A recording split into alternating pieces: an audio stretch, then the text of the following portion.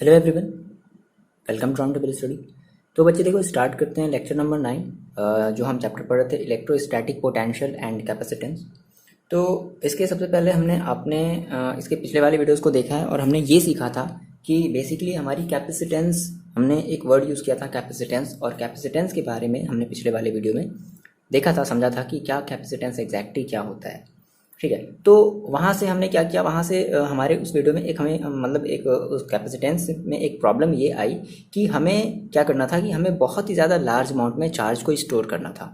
ठीक है, तो अब जो हमारा कंडक्टर वायर है ना, तो वो क्या कर रहा था, वो बहुत ज़्यादा अमाउंट में चार्ज को स्टोर नहीं कर पा रहा था, है ना, और वहाँ से हमारी जो चार्ज थी वो लीक होने लग रही थी, वो हमारी एटमॉस्फेयर में लीक होने लग रही थी। तो फिर हमें एक ऐसे टेक्निक की ज़रूरत पड़ी जिसके बेसिस पे हम क्या कर सकते थे, जिसके बेसिस पे हम अपने चार्ज को स्टोर कर सकते थे बहुत ही ज़्यादा अमाउंट में।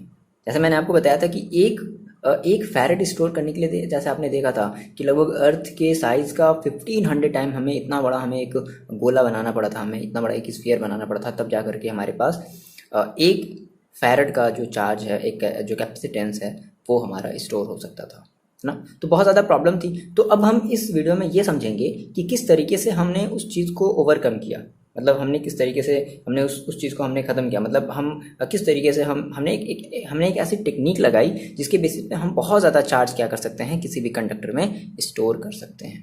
ठीक है, तो अब जिस डिवाइस में हम चार्ज को स्टोर कर रहे हैं उसी डिवाइस को हम कहते हैं कैपेसिटर। तो यहाँ से एक कॉन्सेप्ट आया कैपेसिटर का। ठीक है, तो हेडिंग आप लगा लो, concept of capacitor. Concept of capacitor. ठीक है, और साथ ही साथ हम इसकी ये भी पढ़ेंगे एंड इट्स प्रिंसिपल। इसका प्रिंसिपल क्या है, इसका बेसिक सिद्धांत क्या है। ठीक है, इट्स प्रिंसिपल। ठीक है, तो हम ये चीज़ें पढ़ने वाले हैं। अच्छा, आप लोगों ने जो नया जो रिड्यूस्ड सिलेबस हुआ है वो आप लोग देख ही चुके हो, तो मेरे ख्याल से देखो बहुत ज़्यादा खुश होने की ज़रूरत नहीं है ना। बस मेरे ख्याल से लगता है कि जो एनसीईआरटी जो है, जो सीबीएसई वाले जो लोग हैं ना, वो आपको एक एक मतलब क्या बताया जाए, एक हल्का छोटा सा लॉलीपॉप जो है वो पकड़ा दिए हैं। मतलब कहने का सीन क्या है कि चैप्टर कुछ भी हटे नहीं है। बच्चों को उम्मीद थी, बच्चों को क्या उम्मीद थी कि शायद चैप्टर हटेंगे, है ना, शायद फर्स्ट चैप्टर या फिर लास्ट का जो चैप्टर है, 2-3 चैप्टर वो हट जाएंगे, बट ऐसा कुछ भी नहीं हुआ है। टॉपिक हटने का मतलब पता है आपको क्या है? टॉपिक हटने का मतलब है कि कभी ना कभी, कहीं ना कहीं आपको उस टॉपिक को पढ़ना ही पड़ेगा, है ना, नेक्स्ट टॉपिक से कनेक्ट होने के लिए। तो इस भ्रम में मत रहना बच्चे कि मेरी जो है वो बहुत ज़्यादा सिलेबस मेरा रिड्यूस हो गया है, 30% कम हो गया है, तो बल्ले बल्ले है मेरा ये वो सारी चीज़ें।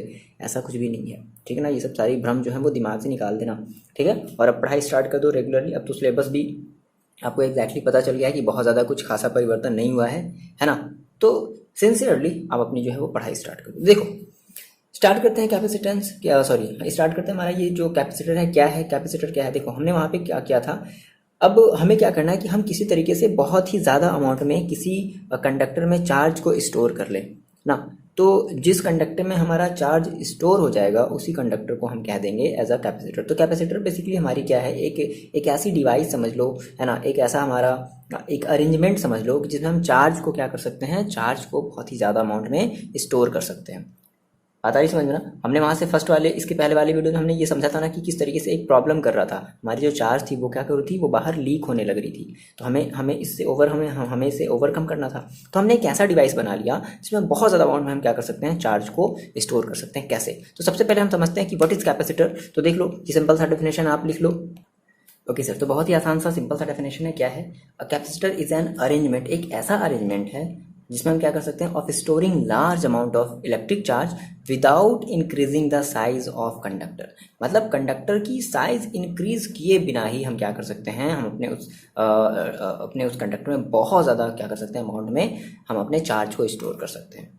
ठीक है, तो हमें क्या करना, हमें एक टेक्निक अप्लाई करना पड़ा, है ना। ऐसा देखो, हमने ये भी सीखा था कि ऐसा हमने क्यों किया था। हम ये देख रहे थे कि जैसे जैसे अगर हम अपनी चार्ज को, है ना, जैसे जैसे अगर हम अपनी चार्ज को क्या कर रहे थे, हम इंक्रीज कर रहे थे, तो वैसे हमारी जो पोटेंशियल थी, है ना, जो वी भी था वो भी हमारा क्या हो रहा था, इंक्रीज हो रहा था, जिसकी वजह से हमारी जो चार्ज हो रही थी, है ना, जो चार्ज थी वो क्या हो रही थी, वो बाहर एटमॉस्फेयर में लीक हो जा रही थी। तो हमें इस चीज़ को रोकना था। ये जो लीक जो हो रहा था चार्ज का, हमें इस लीक हुए चार्ज को हमें क्या करना था, रोकना था। तो उसके लिए हमने एक ऐसा कॉन्सेप्ट बनाया जिसके बेसिस पे हमने उस कॉन्सेप्ट के बेसिस पे हमने उस डिवाइस को क्या कह दिया, कैपेसिटर कह दिया।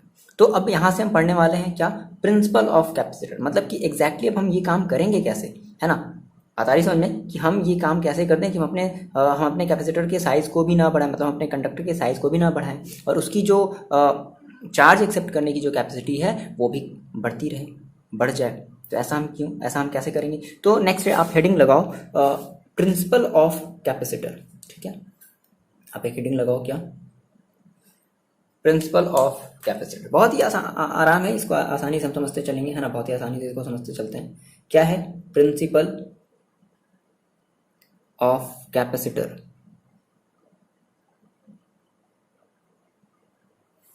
समझते हैं इसको, बहुत ही ध्यान से समझते हैं। ओके, तो सबसे पहले हम क्या कर लें, मान लिया कि मेरे पास कोई एक मेरे पास क्या है, कोई एक कंडक्टर है ना। तो हमने माना सर कि कंसीडर अ कंडक्टर। बहुत ध्यान से समझना, बहुत ही आसान है। आप कहोगे सर इतना आसान, देखो हमने क्या किया, हमने माना कि सर माना मेरे पास कोई ये कंडक्टर है ए, क्या है, कोई ये कंडक्टर, हमने उसका नाम दे दिया ए, नाम दे दिया। और मान लो ये हमारा जो कंडक्टर है वो समथिंग कुछ ऐसा है, कैसे भी बना लो, किसी भी शेप का बना लो, ये आपका ऐसा एक कंडक्टर है, ठीक है, कंडक्टर ए है। ओके, अब इस कंडक्टर के पास आपने क्या चार्ज दिया, आपने क्यू चार्ज दे रखा है ना। और ये जो कंडक्टर कह रहा है भैया बस करो, मेरी इतनी ही जो है वो कैपेसिटी है, अगर आप इससे ज़्यादा अगर हमको चार्ज दे दिए तो देने का कोई फ़ायदा नहीं है, आप दे दो, हम ये जो चार्ज है वो हम बाहर की तरफ निकाल देंगे। ऐसा ये जो कंडक्टर वैसा बोल रहा है, बहुत भाव खा रहा है। ओके, तो हमने कहा कि कंसिडर कंडक्टर, मेरे पास कोई ये कंडक्टर है और हैविंग प्लस क्यू चार्ज, ठीक है ना, plus Q, small Q, minus Q, small Q ले लो या पॉजिटिव कैपिटल क्यू ले लो, कुछ भी ले लो, प्लस क्यू चार्ज। मेरे पास क्या है, प्लस क्यू चार्ज है, ठीक है। अब प्लस क्यू चार्ज की वजह से क्या होगा, इसके पास एक पोटेंशियल भी होगा, and have a potential V होगा ना। अभी देखना, बहुत ध्यान समझना, बहुत ध्यान समझ में आएगा। अब ये कंडक्टर जो है वो अड़ गया, कह रहा है कि नहीं यार बस मेरे बस करो, मतलब चार्ज जो है वो हम इतना ही एक्सेप्ट कर सकते हैं, तुम्हारी मर्जी, तुम दो, हम बाहर उसको निकाल देंगे। अच्छा, तो ऐसा ये है हमें, लेकिन हमें इसके ऊपर हमें और चार्ज देना है, और चार्ज देना है, लेकिन ये एक्सेप्ट तो कर रहा है लेकिन हमारे चार्ज को बाहर निकाल दे रहा है। तो सर क्या किया जाए। हमने कहा सर हम क्या करते हैं, हम एक और कंडक्टर इसके पास ले आते हैं। ध्यान समझना, एक और कंडक्टर हमने क्या किया, हमने इसके पास ले आया और हमने उसका नाम दे दिया बी, ठीक है। फिलहाल ये अभी हमारा मतलब एक न्यूट्रल कंडक्टर था, है ना, इसमें जो प्लस माइनस थे वो इधर उधर सारी तरफ फैले हुए थे। और जैसे ही बात समझो, जैसे ही हमने इस कंडक्टर बी को इस कंडक्टर ए के पास लाया तो क्या होगा, एक म्यूचुअल इंडक्शन होगा। बोलो बोलो, एक इंडक्शन होगा ना, एक इंडक्शन होगा। और उस इंडक्शन के थ्रू इस कंडक्टर के जो भी माइनस वाले जो भी चार्ज होंगे वो इस तरफ आ जाएंगे, आएंगे कि नहीं आएंगे, इंडक्शन होगा इस तरफ आ जाएंगे, है ना। और जो भी प्लस वाले चार्ज होंगे वो इस तरफ भाग जाएंगे। बोलो ऐसा होगा, ये कोई बड़ी बात तो नहीं है, ऐसा होगा। अच्छा, अब बात समझना, जैसे ही ये माइनस चार्ज इस प्लेट के इस तरफ आया, है ना, तो अब ये क्या हो, अब ये पता है ए वाले जो प्लस वाले जो चार्ज है ना वो क्या कहेंगे, अच्छा ये इधर माइनस आ गया, भागो इसकी तरफ, दोनों एक दूसरे की तरफ क्या करेंगे, अट्रैक्ट करेंगे। आ रही मेरी बात समझ में। जैसे ही आप ऐसा करोगे तो इसके इस ए के मतलब ऐसे समझ लो कि इस बी के क्लोजर फेस पे निगेटिव चार्ज आ जाएगा, और इस मतलब इस ए के इस तरफ क्या होगा, पॉजिटिव चार्ज और इस तरफ आने लगेगा, पॉजिटिव चार्ज और इस तरफ आने लगेगा, ठीक है। अब देखो, अब हमने कहा कि ड्यू टू, ध्यान समझना, due to negative charge on plate B, due to negative charge on plate B, it reduce the potential। अब सर ये कैसे हो गया, समझाओ इसे। इट रिड्यूस द पोटेंशियल, हम ये जो बार बार कह रहे थे कि चार्ज हमारी बढ़ रही थी तो पोटेंशियल हमारी बढ़ जा रही थी। चार्ज अब हमारी जो नेगेटिव चार्ज जैसे ही इस तरफ आया, हमने देखो ये कहा कि जैसे ही नेगेटिव चार्ज इधर आया तो ऐसे ही ए की पोटेंशियल रिड्यूस हो गई। सर ऐसा कैसे, आप गेस कर सकते हो ऐसा कैसे हो रहा है कि जो ए की जो पोटेंशियल है वो रिड्यूस हो जा रही है। देखो मेरी बात समझो, ऐसा इसलिए हो रहा है, reduce the potential on plate A. Plate A की जो पोटेंशियल है वो रिड्यूस हो जा रही है। क्यों ऐसा समझो, देखो आपने कहा सर ये मेरी चार्ज यहाँ पर थी, ठीक है, और जैसे ही ये प्लेट जब इधर आया और ये माइनस वाले चार्ज इधर आ गए, तो ये प्लस वाले चार्ज भी क्या होंगे, इधर आएंगे। अब मेरी बात समझना, जैसे आपने कहा ये आपके पास एक था पहले से, ठीक है, और ये आपने एक दूसरा प्लेट ले आया, ठीक है ना। अब जो प्लस चार्जेस हैं वो थोड़े से और ज़्यादा क्लोज आ गए। बोलो मेरी बात समझ रहे हो, वो और ज़्यादा क्या आ गए, क्लोज आ गए। इस माइनस वाले इंड्यूस चार्ज की वजह से ये और ज़्यादा अब क्लोज आ गए। तो मेरी बात समझो, अगर ये ज़्यादा क्लोज आ गए हैं तो देखो अभी क्या था कि अभी इस चार्ज को यहाँ से यहाँ तक जाने में ज़्यादा वर्क डन करना पड़ रहा था।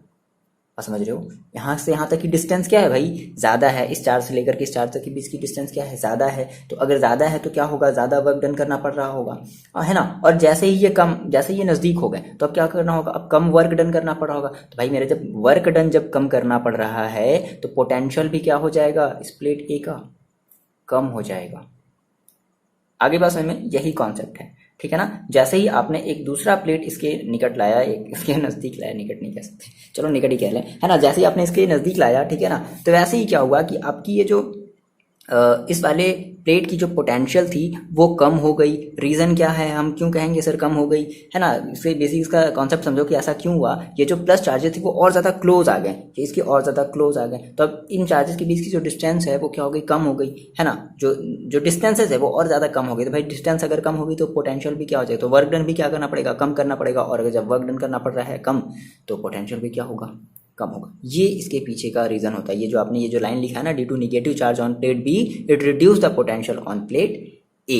ये बात समझ में आ गई, ठीक है। अच्छा, तो इस नेगेटिव चार्ज की वजह से क्या हुआ, ये जो हमारा इस प्लेट का जो पोटेंशियल है वो कम हुआ।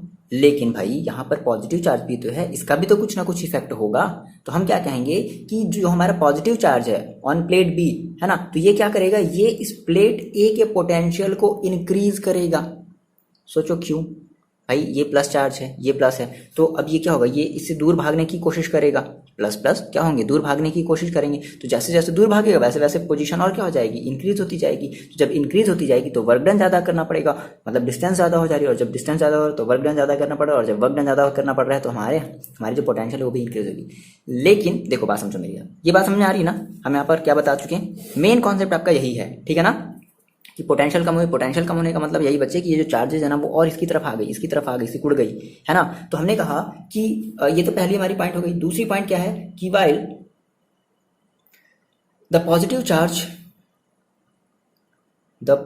Charge on plate B tends to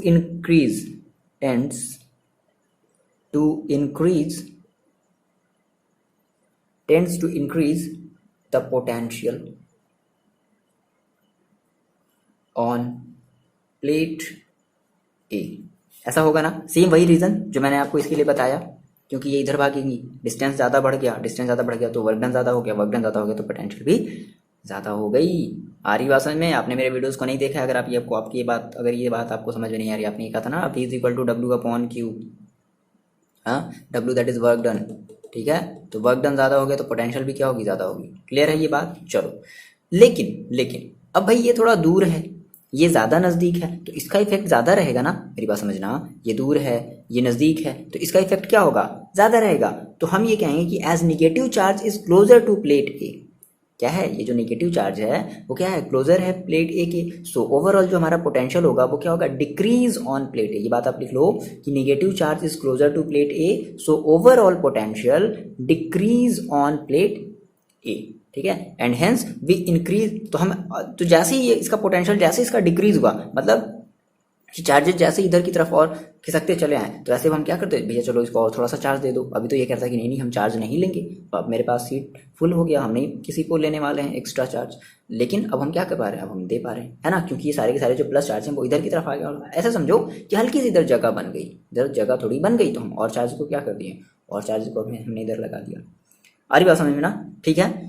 तो ये बात आप लिख लो, ओके। तो इतनी बातें आप और लिख लो, क्या, as we increase as negative charge is closer to plate A, so overall potential decreases on plate A and hence we add some more charge on plate A. इतनी बात समझ में आ गई है ना। तो यही आपका कॉन्सेप्ट है, यानी कि हमें पोटेंशियल को डिक्रीज कराना था। तो याद रखना बच्चे, पोटेंशियल डिक्रीज कराने का मतलब क्या है कि हम चार्जेस को और क्लोज कर देंगे, है ना। तो इन चार्जेस को हम क्लोज कैसे कर सकते हैं, जब हम क्या करते हैं, जब हम इनके पास कोई एक दूसरी कंडक्टर लें, और दूसरी कंडक्टर की वजह से क्या होगा, ये इसके ऊपर एक इंडक्शन की वजह से इसके इस साइड पर एक निगेटिव चार्ज है ना, और इसके जो पॉजिटिव चार्ज होंगे वो इधर की तरफ भागेंगे, है ना। अब क्या होगी, थोड़ी सी जगह और खाली होगी, तो ऐसा समझ लो, अगर जगह खाली होगी तो हम और चार्ज को क्या क्या कर दें, इसके अंदर हम इंसर्ट कर दें, पुट कर दें, ठीक है। तो यही हमारा ओवरऑल कॉन्सेप्ट है। क्लियर है इतनी बात? ओके, मिटाया जाए इसे। देखो यहाँ पे थोड़ी बातें और कुछ समझो। तो हमने कहा कि ओवरऑल हमने ये कह दिया कि हम अपने कैपेसिटर की, यानी कि सॉरी, हम अपने कंडक्टर की कैपेसिटी को इंक्रीज कर सकते हैं बाय ब्रिंगिंग अनदर अनचार्ज्ड क्या कहते हैं, कंडक्टर, है ना। तो हमने कहा, सो फाइनली हम ये कहेंगे कि we increase the capacity, we increase the capacity of conductor. कौन सा कंडक्टर है, कंडक्टर ए, ठीक है। बाय ब्रिंगिंग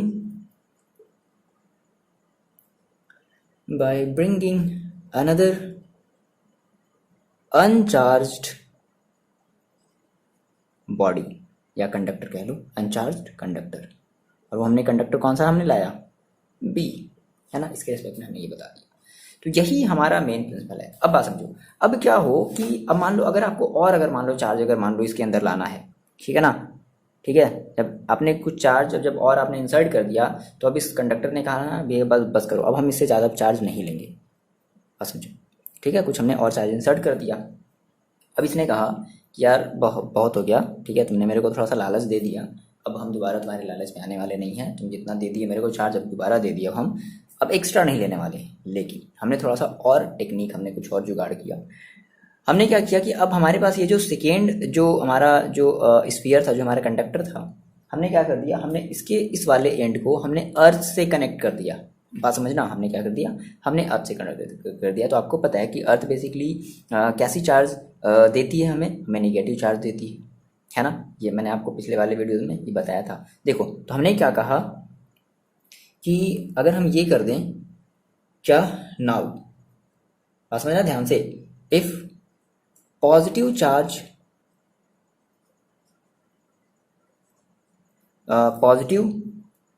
कह ले, नहीं पॉजिटिव साइड कह ले, ठीक है, positive side of conductor B is earthed, क्या कर दिया जाए, उसे अर्थेड कर दिया जाए, है ना। तो जब ऐसा करोगे तो क्या होगा, तो जो हमारा जो पॉजिटिव चार्ज होगा, then positive charge,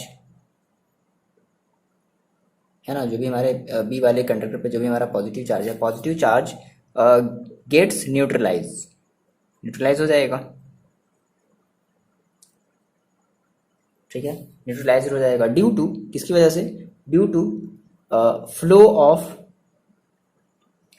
of negative charge, है ना, या फिर ऐसे कह लो फ्लो ऑफ इलेक्ट्रॉन्स। अर्थ से क्या होंगे, इलेक्ट्रॉन आएंगे इस बी वाले साइड में, flow of electron from earth to plate, बस यही कॉन्सेप्ट है, प्लेट बी, है ना। तो अब जैसे ही भाई देखो, जैसे ही इसके ऊपर क्या है, जैसे ही इसके ऊपर नेगेटिव चार्ज आने हो गए, तो ये हमारा जो प्लस चार्ज है वो और ज़्यादा हमारा न्यूट्रलाइज हो गया, और इसके अंदर और हमारे नेगेटिव चार्ज भरने लगे, है ना। अब जब इसके ऊपर जब नेगेटिव चार्ज आने लगा, तो अब ये और क्या होगा, अब इसको और थोड़ी सी लालच आ गई, है ना। आ रही बात में, जैसे जैसे यहाँ पर नेगेटिव चार्ज आने लगे, है ना, तो वैसे ही क्या हुआ, वैसे ये जो चार्ज हमारे हैं वो और ज़्यादा क्लोज होने लगे, मतलब इसकी पोटेंशियल क्या हो गई, और ज़्यादा कम होने लगी। आगे मेरी बात समझ में, यही बेसिक सा कॉन्सेप्ट है ना। तो अब हम इसका एक दूसरा सा फिगर बनाते हैं, सुंदर सा, ये सुंदर फिगर है, ठीक है। फिजिक्स के बच्चों के लिए सारे फिगर सुंदर ही होते हैं। ओके, हमने ये कहा, ठीक है, हमारे सेम चार्ज थे। हमने कहा कि जब हमने ऐसा कर दिया कि मेरे पास देखो क्या था, हमने इस बी वाले प्लेट को हमने क्या कर दिया, हमने इस बी वाले प्लेट को अर्थ से कनेक्ट कर दिया, मतलब हमने इसको अर्थिट कर दिया, ठीक है। तो इसके ऊपर क्या था, इसके ऊपर पॉजिटिव चार्ज था, ठीक है। अब देखो, जब ऐसा ही हमने ऐसा किया, तो अब यहाँ पर क्या होगा, यहाँ पर जो माइनस चार्ज की जो हमारी जो प्रेजेंस होगी वो क्या हो जाएगी, और इंक्रीज हो जाएगी, ठीक है। अब यहाँ पर जो पॉजिटिव चार्ज, यहाँ देखो इधर पॉजिटिव चार्ज जो अब इतना जो कुछ दूर और फैला हुआ था, ये अब थोड़ा सा और नज़दीक आ जाएगा, ये कुछ ऐसे आ जाएगा, आ रही बात समझ, और ज़्यादा ये कॉम्पैक्ट हो जाएगा भाई, और ज़्यादा नज़दीक आ गए, तो और ज़्यादा नज़दीक आने का मतलब क्या है, पोटेंशियल और ज़्यादा कम हो गई। बोलो पोटेंशियल कम होने का मतलब बच्चे आपसे अगर कोई भी पूछे तो आप यही बताओगे, पोटेंशियल कम होने का मतलब क्या होता है कि चार्जेस हमारी और ज़्यादा नज़दीक आ गई, यानी कि इसके ऊपर उनके बीच की जो डिस्टेंस है वो कम हो गई। अगर डिस्टेंस कम हो गई तो वर्क डन कम करना पड़ा, और अगर वर्क डन कम करना पड़ा तो पोटेंशियल भी कम मिला। क्लियर है, मेरी बात समझ में आ गई। ये आपकी प्लेट ए थी, ये आपकी प्लेट थी बी। तो ये ओवरऑल कॉन्सेप्ट है ना। जैसा ही आपने कहा तो आप ये कह दो हेंस जो हमारा जो नेगेटिव चार्ज होगा on B reduce to potential on A, है ना, जिसकी वजह से क्या होगा, हमारे जो ए का जो पोटेंशियल है वो और ज़्यादा रिड्यूस हो जाएगा, and hence increase it capacitance by a large amount. और इस तरीके से हम इसकी जो कैपेसिटेंस है, इस कंडक्टर प्लेट ए की जो कैपेसिटेंस है वो बहुत ज़्यादा हम लार्ज अमाउंट में इसको हम बढ़ा सकते हैं, है ना। तो फाइनली आप यहाँ से ये बात कह दो क्या कि हेंस क्या कह दिया जाए, हेंस क्या capacitance, capacitance of insulated, capacitance of insulated conductor, हटा देते हैं इसे, इतना तो बना लियोगे फिगर ये सारी चीजें, okay. Conductor is increased by, कैसे इंक्रीज कर रहे हैं, by bringing near it an uncharged, मेरे ख्याल से कोई चीज़ हम पहले ही लिख चुके हैं, ओके लिख चुके हैं शायद, अनचार्ज लिख लो कोई बात नहीं, अनचार्ज अर्थेड, अच्छा ये नहीं आया था, uncharge earthed, EARTHED, okay, uncharge earthed conductor, ठीक है। तो इस तरीके से हम क्या कर सकते हैं, हम अपने कंडक्टर की कैपेसिटेंस को इंक्रीज कर सकते हैं। बोलो कितना आसान है, केवल थ्योरी समझो बच्चे, कॉन्सेप्ट समझो, कॉन्सेप्ट अपना क्लियर करोगे तो कुछ भी आपके हाथ से नहीं जाएगा। जब कॉन्सेप्ट ही नहीं क्लियर रहेगा तो फिर समझ में कुछ नहीं आने वाला, ठीक है ना। अच्छा देखो तो अब एक रिप्रेजेंटेशन देख लेते हैं। रिप्रेजेंटेशन क्या होता है, कैपेसिटेंस जो हमारा जो कैपेसिटर होता है हम उसको रिप्रेजेंट कैसे करते हैं, तो रिप्रेजेंटेशन, अभी ये न्यूमेरिकल में काम आएगा, रिप्रेजेंटेशन ऑफ कैपेसिटर, कैसे रिप्रेजेंट करते हैं कैपेसिटर को, जैसे आपने पढ़ा था, जैसे आपने पढ़ा था ना रेजिस्टेंस होता है, तो रेजिस्टेंस को आप ऐसे ऐसे रिप्रेजेंट करते हो, इस तरीके से रिप्रेजेंट करते हो रेजिस्टेंस को, है ना। तो सिमिलरली हमारा जो कैपेसिटर होता है, कैपेसिटर को हम इस तरीके से रिप्रेजेंट करते हैं, ठीक है। ये हमारा एक, अगर ऐसा अगर कहीं भी अगर बना हुआ आपको दिख रहा है ना, दोनों बराबर होने चाहिए आपस में, ध्यान रखना। एक अगर बड़ा छोटा कर दोगे तब तो फिर आपको वो आपकी वो फिर वो वोल्टेज शो करेगा, ठीक है। तो ये हमारा कैपेसिटर, ये हमारा कैपेसिटर का रिप्रेजेंटेशन होता है ना। मान लो अगर आपसे कह रहा है कि नहीं वेरिएबल कैपेसिटर को शो करो, किसको, वेरिएबल कैपेसिटर, वेरिएबल कैपेसिटर, तो सेम वही बनाओगे, ये ऐसे बना लिया, ठीक है, और ये ऐसे एरो का निशान ऐसे लगा दिया, that is variable capacitor. Clear है इतनी बात, बहुत आसान है, कमेंट करके बताओ हाँ सर मेरे को ये कैपेसिटर वाला कॉन्सेप्ट बहुत ही अच्छे से समझ में आ गया है। ओके अब आपने कहा सर ये हमें पढ़ लिया, देखो अभी ये बेसिक आइडिया लोगों के माइंड में ये बेसिक आइडिया आया था, लेकिन आपने कैपेसिटर देखा है क्या, कैपेसिटर ऐसा होता है, ऐसे क्या, ऐसे आपको सामने सामने ऐसे दो प्लेट दिखाई देते हैं, नहीं ऐसा नहीं होता है। एक मिनट रुको, देखो आपने कैपेसिटर देखा है, देखो ये आप देख रहे हो, पहली बात ध्यान से एकदम वार्निंग, कान को एकदम खोल कर कैसे सुनो, कभी भी जब भी आपके पास अगर कैपेसिटर आए तो कभी भी आप इस वायर को टच मत करना, कभी भी बच्चे नहीं करना, कभी भी मत करना, क्योंकि हम इस कैपेसिटर के हम जितने भी इसके चार्जेस है ना हम उसको डिस्चार्ज कर चुके हैं। कभी भी आप ऐसा मत करना कि आपको कोई भी कैपेसिटर दिखे और आप इसके ये ऐसे वायर को ऐसे पकड़ लो, पता है क्या होगा, जो भी इसके अंदर जो भी सारा का सारा जो लार्ज अमाउंट में जो चार्ज है ना वो आपकी बॉडी के अंदर इतने तगड़े में जाएगा, हिल जाओगे आप, इवन इंजरी आ जाएगी बहुत ज़्यादा, ठीक है। तो कभी भी ऐसा मत करना, ठीक है ना। हम बेसिकली क्या किए, पहले ये चार्ज था इसको फैन से निकाला गया है आपको बस दिखाने के लिए, जैसे इसके बाद हम इसको लगा देंगे दोबारा। तो सबसे पहले बात ये ध्यान रखना कि इसको कभी भी टच मत करना, है ना, कभी भी किसी भी कैपेसिटर को, ये आपका कैपेसिटर है, ठीक है, जो फैन में जो लगा हुआ होता है, और इसके इस वायर को कभी भी आप टच मत करना अगर कैपेसिटर चार्ज है तो, है। आप उसको डिस्चार्ज कर लो, डिस्चार्ज करने का बहुत ही आसान सा तरीका होता है, इसको आप ऐसे ऐसे इस तरीके से करके आप इसको डिस्चार्ज कर सकते हो, ठीक है।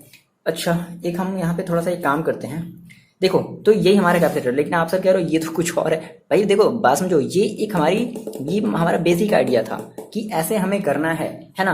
अब क्या किया गया, अब इसी दोनों चीज़ों को याद रखना, ये आपकी एक मान लो प्लेट है ना, ये आपकी दूसरी प्लेट है ना, तो इसी दोनों प्लेट को क्या किया गया, इस कैपेसिटर के अंदर कुछ अरेंज किया गया है। ये आपका एक प्लस चार्ज वाला है, ये आपका एक माइनस चार्ज वाला है। देखो थोड़ा सा हम इसको ओपन करते हैं, खराब नहीं होना चाहिए वैसे ये। ओके ओके ओके, खराब नहीं होना चाहिए। ओके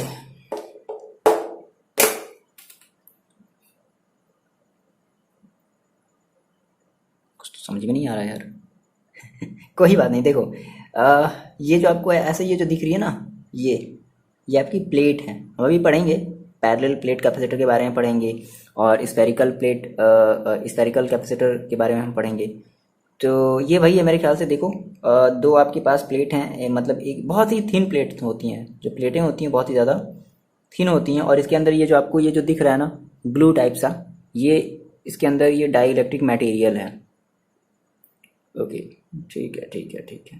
आप ऐसा कभी मत करना घर पे, कभी भी आप कैपेसिटर को ना इस तरीके से टच मत कर लेना बच्चे, नहीं तो फिर कहोगे हम तो सर के वीडियो में देखे थे और सारा का सारा फिर ब्लेम आप मेरे ऊपर कराओगे।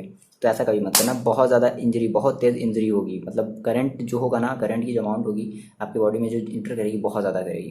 तो कभी भी ऐसा मत करना, ध्यान रखना ठीक है। पहले आप क्या करना, अगर आप पकड़ना भी तो पहले इसको डिस्चार्ज करके पहले से टच करके देख लेना कि ये डिस्चार्ज हो पा रहा है या नहीं पा रहा है। अब जब आप इसको टच करोगे तो अगर इसमें से अगर कोई भी अगर स्पार्किंग नहीं हो रही है देन आप इसको टच कर सकते हो। ध्यान रखना इस बात को, ठीक है ना। खोलते समय में थोड़ा सा ये लग गया था तो हल्का बहुत हमें भी झटका लगा, बड़ा जोर का झटका, जोरों से ही लगा था। ओके ठीक है, समझ में आई इतनी बात, ठीक है ना। तो अब अगले वाले हम जो हमारा जो टॉपिक होगा हम इसमें यही पढ़ेंगे कि किस तरीके से हम इन दोनों प्लेट्स को अरेंज करके हम किसी एक डिवाइस के अंदर, किसी एक मटेरियल के अंदर, मतलब किसी एक प्लास्टिक के अंदर हम कैसे भर सकते हैं, जैसे ये भरा हुआ है, ठीक है ना। देखो कैपेसिटर का यूज है जो हम बेसिकली करते हैं जैसे इनिशियल चीज़ों को स्टार्ट करने के लिए। जैसे फैन में देखो लगे हुए होते हैं कैपेसिटर, है ना। जैसे मान लो जिस फैन में कैपेसिटर नहीं लगे होते हैं तो वो जो फैन होती है काफ़ी धीरे धीरे धीरे धीरे धीरे धीरे चलती है, ठीक है। कैपेसिटर हमने लगा दिया तो क्या हुआ, अचानक से उसके पास जो भी चार्ज था चार्ज हुआ, और वो पूरी पूरी चार्ज क्या कर दी, वो पूरे के पूरे चार्ज की हेल्प से, है ना, उसने क्या किया, उसने फैन की स्पीड को बढ़ा दिया, ठीक है। तो हम बहुत सारी जगहों पे कैपेसिटर का यूज़ करते हैं, बहुत ही मतलब बहुत सारी जगहों पर, जैसे फ़ैन हो गया, या फिर आपकी जो इलेक्ट्रॉनिक जो डिवाइसेस होती हैं छोटी छोटी छोटी छोटी, उनके लिए भी हम कैपेसिटर का ही यूज़ करते हैं, ध्यान रखना, ठीक है। तो ये आपको कॉन्सेप्ट समझ में आया, आप कमेंट करके मेरे को बताओगे कि हाँ सर मेरे को जो कॉन्सेप्ट है वो समझ में आ गया कैपेसिटर का। लेकिन अब हमें इसमें देखना है कि अब हम इस कैपेसिटर के अंदर में अब हम और क्या चीज़ें पढ़ सकते हैं।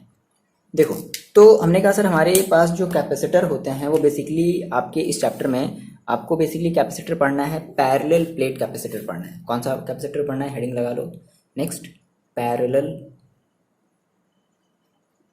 प्लेट कैपेसिटर,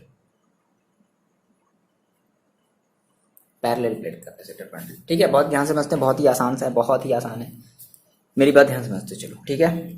तो पैरेलल प्लेट कैपेसिटर का मतलब आपको सुन के कैसा लग रहा है कि भाई दो प्लेटें होंगी और दो प्लेटें आपस में कैसी होंगी, पैरेलली रखी गई होंगी। तो उसी के बेसिस पे हमने क्या कह दिया, पैरेलल प्लेट कैपेसिटर कह दिया। और इसका प्रिंसिपल क्या कैसे होता है ये सारी चीज़ें हम समझने वाले हैं, इसका फॉर्मूला क्या आता है ये सारी चीज़ें हम देखने वाले हैं, ठीक है। ओके तो कुछ बातें हम ध्यान रखेंगे पैरेलल प्लेट कैपेसिटर, जैसे कि नाम से ही लग रहा है तो हमने कहा कि ये बेसिकली हमारा जो पैरेलल प्लेट कैपेसिटर है बहुत ज़्यादा यूज़ होता है, मोस्टली वाइडली यूज़ हमारा ये कैपेसिटर है ना, मोस्ट कॉमनली यूज्ड कैपेसिटर, ठीक है, मोस्ट कॉमनली यूज्ड कैपेसिटर है। अच्छा दूसरी बात है हम कुछ और समझ लें इसके बारे में कि इट कंसिस्ट ऑफ, जैसा नाम से ही लग रहा है, it consist of two thin conducting okay conducting plate of same area, ठीक है। हम जो भी प्लेट लेंगे, दो कंडक्टिंग हम जो भी प्लेट लेंगे उनकी एरिया क्या होंगी, आपस में सेम होगी। बहुत ध्यान समझते चलो। तीसरी चीज़ क्या होती है कि दीज प्लेट्स, अब इनके बीच में कुछ डिस्टेंस होगी, जैसे आपने ये दो ऐसे दो प्लेट ले लिए, है ना, अब इनके बीच में कोई हम डिस्टेंस रखेंगे तो these plate are separated by an insulating medium. अब वो इंसुलेटिंग मीडियम क्या हो सकता है, जैसे कि एयर या फिर ग्लास जैसे भी हमने ये कैपेसिटर को ओपन किया था, इसके अंदर क्या था, एक ग्लू टाइप सा कुछ था, ठीक है ना। रबर भी हो सकता है, ठीक है, माइका भी हो सकता है। माइका वाला ऐड नहीं देखे हो, ऐड देखो जाकर के माइका वाला। और इन सब चीज़ों को हम कहते हैं डाई इलेक्ट्रिक, कह सकते हैं डाई इलेक्ट्रिक, ठीक है। तो ये सारी चीज़, ये बेसिक सी कुछ बातें हमें पैरेलल प्लेट कैपेसिटर के बारे में याद रखनी है। अब सर हम इसका क्या करें, हम इसका डेरिवेशन क्या, हम इसका फॉर्मूला कैसे लें। देखो कुछ नहीं, आपने कहा कि मेरे पास दो क्या है, दो मेरे पास दो कंडक्टिंग प्लेट है ना, थिन, याद रखना थिन प्लेट है। देखो वायर में और प्लेट में फ़र्क है बच्चे, हम यहाँ पर क्या ले रहे हैं, हम यहाँ पर थिन प्लेट ले रहे हैं, हम वायर नहीं ले रहे हैं। ऐसा नहीं है कि हम अगर ऐसे, अगर हम एक ऐसे ये चीज़ ऐसा बना दें तो हमारी, आप इसको वायर कंसिडर करो, नहीं। हम यहाँ पे पहले ही लिख चुके हैं, हम यहाँ पे क्या बात करें, हम यहाँ पे प्लेट की बात करें। इसके अंदर भी जो हमने जो भी खोला था ना, वो भी एज एक प्लेट की तरह ही, शायद ऐसे बहुत सारे प्लेट्स थे, ऐसा कुछ देखने से लग रहा था। चलो ठीक है, अगर आप ऑपरेशन कर सकते हो अपने इस कैपेसिटर का तो कर लेना, आपके घर में भी होगा, पर ध्यान रखना, एक बहुत ज़्यादा ध्यान रखना, ठीक है ना, इंजरी ना होने पाए। चलो ओके, देखो तो हमने कहा सर क्या है, अब देखो इसको हम समझते हैं। तो मान लिया सर मैंने, consider consider consider consider two thin plate है मेरे पास, टू थिन प्लेट है ना, ए एंड बी। बहुत ध्यान समझना, यहाँ पे बच्चे भी हो जाते हैं कंफ्यूज। ए एंड बी है, ठीक है। अब हमने कहा कि इनके ऊपर जो चार्जेस हैं, चार्जेस ऑन प्लेट ए, मान लो ए प्लेट पर जो हमने चार्ज दिया है वो मान लो हमने प्लस क्यू दे दिया, ठीक है। एंड ऑन प्लेट बी जो चार्ज है वो कितना है, माइनस क्यू देना पड़ेगा ना हमें, ठीक है। तभी तो क्या होगा, चार्ज के ऊपर हम और ज़्यादा क्या कर सकते हैं, चार्ज हम स्टोर कर सकते हैं, ठीक है। सॉरी, प्लेट ए के ऊपर हम और ज़्यादा चार्ज स्टोर कर सकते हैं। तो अब मान लिया कि इनके बीच जो डिस्टेंस है, distance between them, distance between, बहुत आसानी से समझो, डिस्टेंस बिटवीन देम मान लो हम डी ले लेते हैं, ठीक है ना, ऐसे समझो। देखो आपने कहा सर मेरे पास एक प्लेट थी, बहुत ध्यान समझना, ये और एक ये प्लेट थी, और दोनों की जो एरिया है वो आपस में सेम है, सेम एरिया के हैं दोनों, है ना। जितनी एरिया इसकी है वो आपको देखने में बड़ा छोटा लग रहा होगा, बट ऐसा नहीं है, दोनों की जो एरिया है वो क्या है, सेम है, ठीक है ना, हमने सेम बनाया है। तो अब इसके ऊपर कैसा चार्ज है, इसके ऊपर positive positive positive positive positive positive, हर जगह पॉजिटिव पॉजिटिव पॉजिटिव पॉजिटिव, है ना, पूरा का पूरा पॉजिटिव चार्ज है, ठीक है। पॉजिटिव, सॉरी, इसके ऊपर कैसा चार्ज है, इसके ऊपर हमारे पास निगेटिव चार्ज है, कह सकते हैं निगेटिव चार्ज है, negative negative negative negative negative negative. और हमने इसको मान लो अर्थ से हमने कनेक्ट करके इसके हमने सारे पॉजिटिव चार्ज निकाल देते और सब जगह इसके पास क्या आ गया, निगेटिव चार्ज आ गया। बोलो इतनी बात क्लियर है। देखो अब मान लिया कि इसकी, अब बेसिकली हमारा ये एक प्लेट है ना, तो इसकी कोई सरफेस होगी, तो हमने कहा कि इसकी जो सरफेस चार्ज डेंसिटी है, इस वाले प्लेट ए की जो सरफेस चार्ज डेंसिटी है वो मान लो सिग्मा है। याद आ रहा है, surface charge density, linear charge density, volume charge density, भूल गया, ओके कोई बात नहीं, याद कर लो। और इस प्लेट की जो सरफेस चार्ज डेंसिटी है वो होगी माइनस सिग्मा, और ये हमारा प्लेट है बी। अगर हम आपसे डायरेक्टली पता है ये कहें कि क्या इस रीजन पर, देखो बेसिकली तीन रीजन बन रहे हैं, एक रीजन ये बन रहा है, एक रीजन ये बन रहा है, एक बीच का रीजन बन रहा है। तो अगर आपसे ये क्या बच्चे कि इस वाले सरफेस पर, ये जो हमारी जो प्लेट ए है, इस प्लेट के इस वाले सरफेस पर, इधर वाला जो पोर्शन आपको दिख रहा है ना, इस वाले प्लेट पर जो हम इलेक्ट्रिक फील्ड की इंटेंसिटी अगर हम E0 ले लें, आप सरप्राइज हो जाओगे। इसी बात को समझना, ध्यान समझना, यही मेन इंपॉर्टेंट बात है कि यही चीज़ आपको समझनी है। बुक में यही काम किया गया है कि इधर वाली जो फील्ड है वो 0 ले ली गई है, इस वाले प्लेट के इस वाले सरफेस पर जो फील्ड है वो 0 ले लिया गया है। क्यों लिया गया, यहाँ से बात ध्यान से समझो। देखो हमने कहा कि एरिया जो है, area of each plate, each plate क्या है, ए है, ठीक है। तो देखो जैसे आपको ये पता था, आपके पास आपने एक ये फॉर्मूला पढ़ा था, electric field intensity due to infinite thin plate sheet, याद आ रहा है, कुछ इस तरीके से आपने पढ़ा था क्या, याद दिलवा दे रहे हैं अभी। और हमने कहा ये हमारा charge, positive charge positive charge positive charge, मतलब इस पर पूरी की पूरी तरफ पॉजिटिव चार्ज था।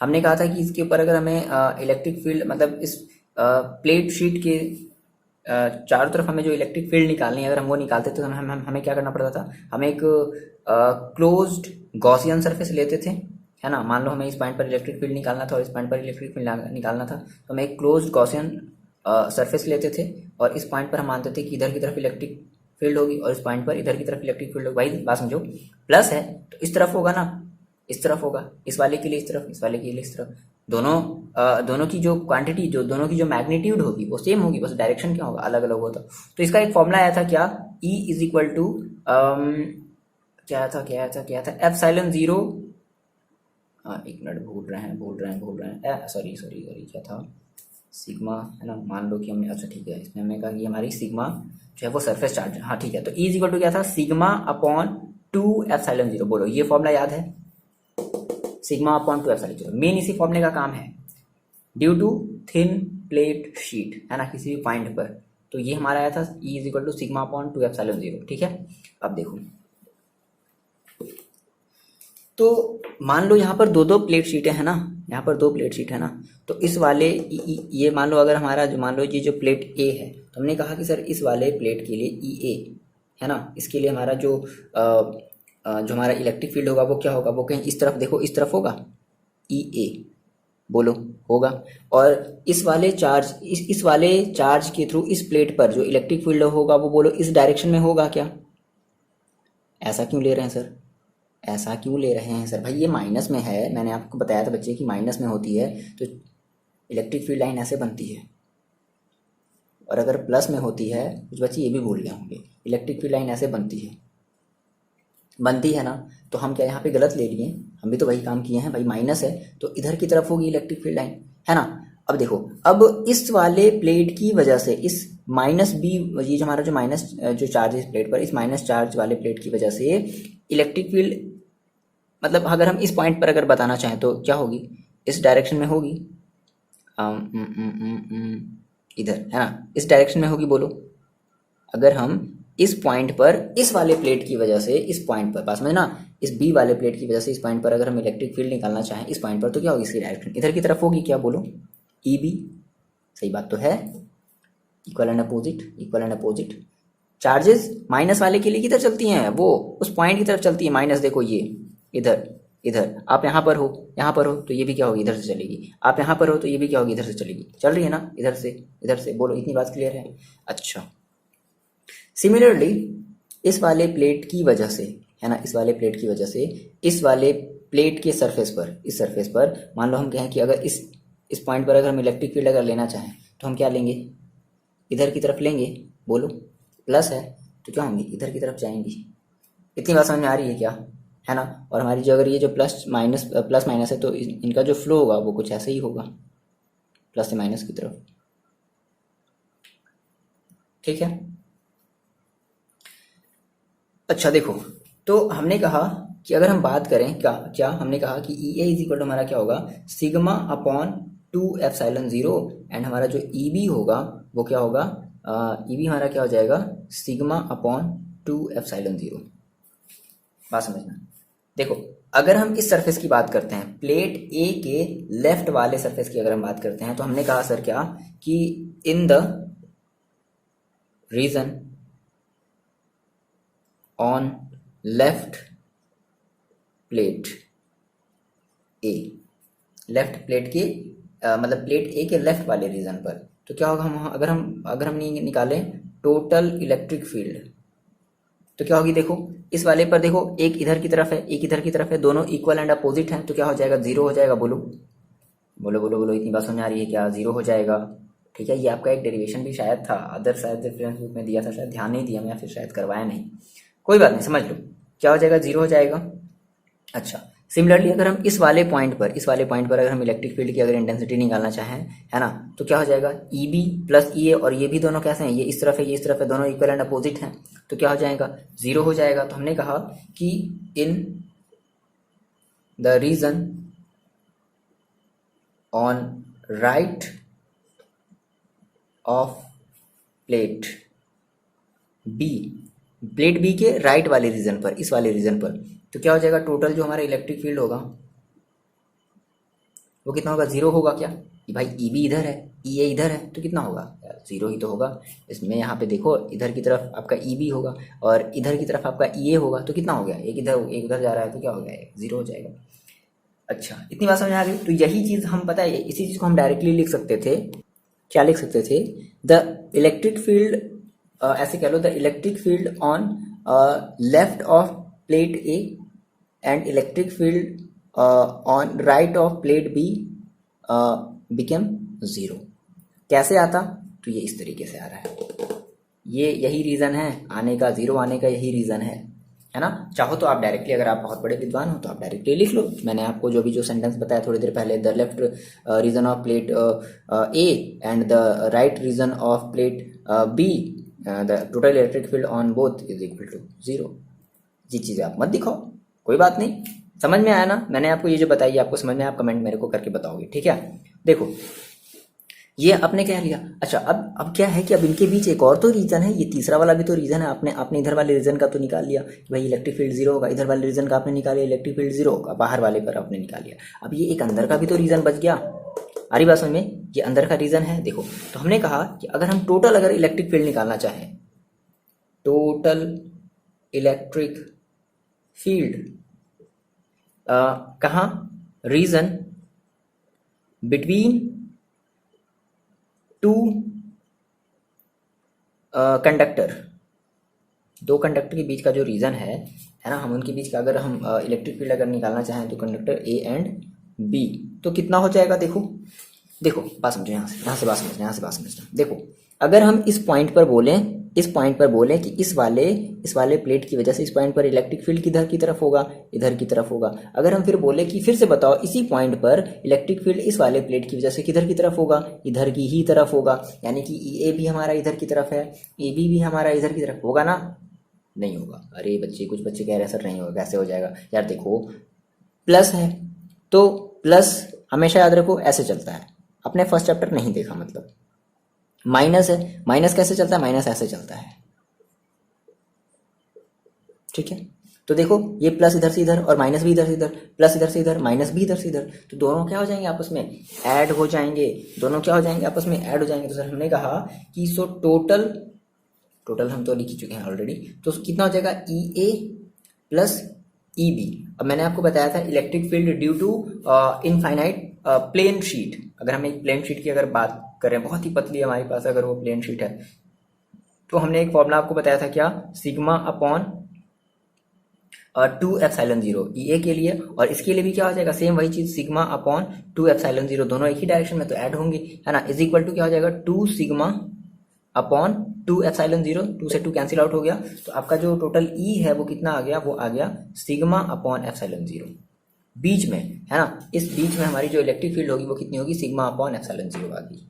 इतनी बात बोलो, समझ में आ रही है। तो हमने ई निकाल लिया। अब हम क्या कर लें, अब अगर हम पोटेंशियल डिफरेंस निकाल लें, है ना, पोटेंशियल डिफरेंस टी डी, है ना, बिटवीन टू प्लेट्स, इन दो प्लेट्स के बीच अगर हम पोटेंशियल डिफरेंस निकाले तो कितनी हो जाएगी। देखो वी इक्वल टू हमारे पास फॉर्मूला होता है क्या, इलेक्ट्रिक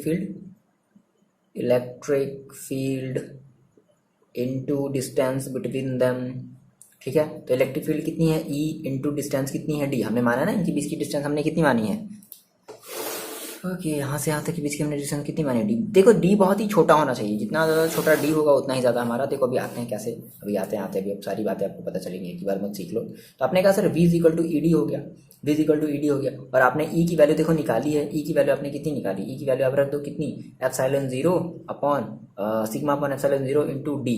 अच्छा, आपको यहाँ से फिर सिग्मा की वैल्यू भी आपको पता है, आप ये कहते हो सरफेस चार्ज डेंसिटी, जिसको आप ये कहते थे sigma is equal to Q upon A. बोलो ये कितने बच्चों को याद है, सरफेस चार्ज डेंसिटी। तो हम इस सिग्मा की जगह क्या रखेंगे, क्यू अपॉन ए रखेंगे। तो हमने कहा सर क्या, सिग्मा इज इक्वल टू हम रख देते हैं क्या, क्यू अपॉन ए, ठीक है। और इंटू पहले से ही क्या है, पहले से ही मेरे पास है डी डी डी डी। और ये एक मिनट कुछ गड़बड़ कर रहे हैं क्या, ठीक है। अच्छा सिग्मा, ठीक है, चलो वैल्यू केवल रखते हैं ना सिग्मा। देखो जो रूल है उसी के अकॉर्डिंग चलते हैं, कुछ नहीं। हमने क्या किया, सिग्मा की हम वैल्यू रख रहे हैं क्या, क्यू अपॉन ए इंटू यहाँ पे पहले से क्या है डी है, और फिर अपॉन में क्या हो गया, एप्सिलॉन जीरो हो गया। ठीक है, ये हमारी कितनी आ गई, v की वैल्यू आ गई। अच्छा, इतनी बातें हटाते हैं, यहाँ से चीज़ें को हटाते हैं। इतनी बातें आप इधर नोट डाउन कर लियो ना। ओके, अब देखो आपने कहा सर मेरे पास ये आ गया। अच्छा, आप फिर एक फॉर्मूला जानते हो किसका, आप एक सी का फॉर्मूला जानते हो। सी इज इक्वल टू क्या होता है, as we know C is equal to क्या होता है, क्यू अपॉन वी। ठीक है, तो C is equal to Q की जगह आप देखो क्या रख दो। ओके ठीक है, देखो ऐसा करते हैं, ऐसा करते हैं, ये हमारी चीज़ें बहुत आसान बन सकती है। पता है कैसे, इसको आप यहीं पर ऐसे छोड़ दो, रहने दो।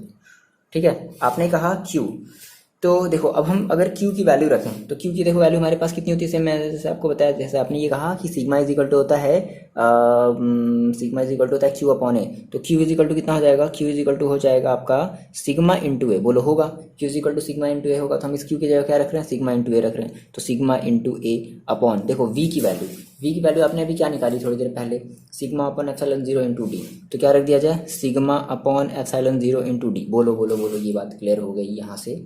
ठीक है, ये सिग्मा से सिग्मा क्या हो गया, कैंसिल आउट हो गया, तो सी इज इक्वल टू क्या बचा, देखो ये एप्सिलॉन चला जाएगा सबसे टॉप पर, तो कितना हो जाएगा, एप्सिलॉन 0 ए अपॉन डी। तो यही आपके कैपेसिटेंस का फॉर्मूला आ गया। कौन से कैपेसिटर, हमारा पैरेलल प्लेट कैपेसिटर का फॉर्मूला है ये। क्लियर है।